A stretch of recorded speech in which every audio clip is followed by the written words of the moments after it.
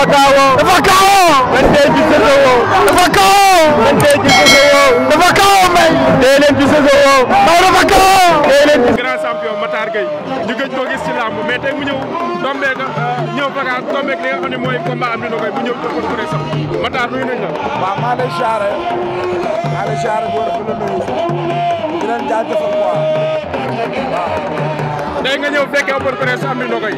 mu war a bëre ci Dakar waaw chance boobu laa fi tombé ndax xale yu bëri seen combat jaar na ci mais fekkul ma ñëw mais tey dafa tombé tey am na ko def si open presse am te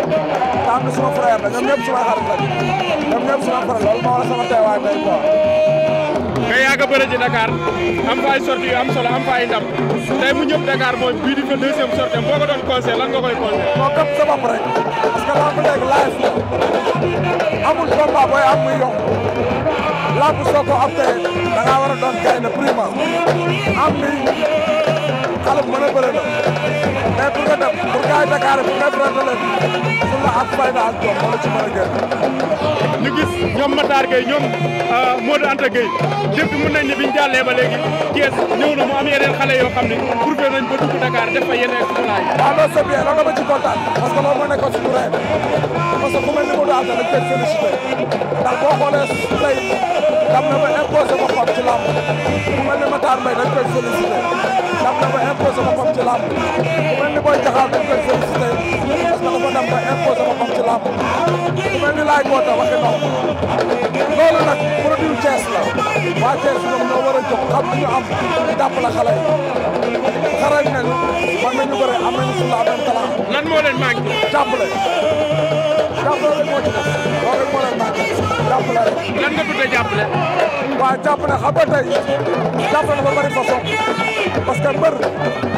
suba laa bi léegi kenn du ci bëre combat 2 mois boo xoolee li lay fay wala ngaa bëre dinaa problème moyen kon tey mbër boo ko dee jàppale da ko jàppale ci wàllu moyen loolu moo leen manqué bëri Thiès dama koy wax nag li leen mooy jàpp moyen amuñu ku leen jàppale financement amuñu ko loolu mooy seen problème. nan nga gisee lamb Thiès suñu tool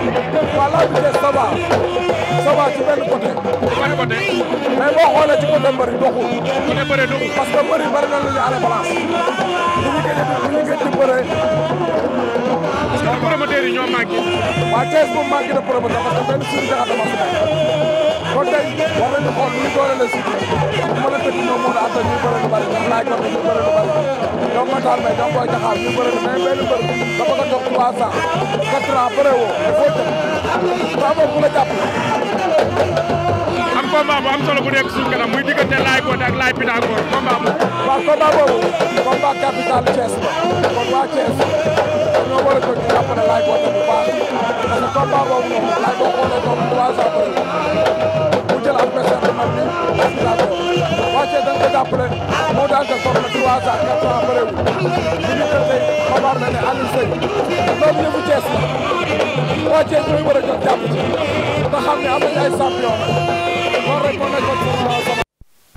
jaajëf ñu ngi lay jaajëf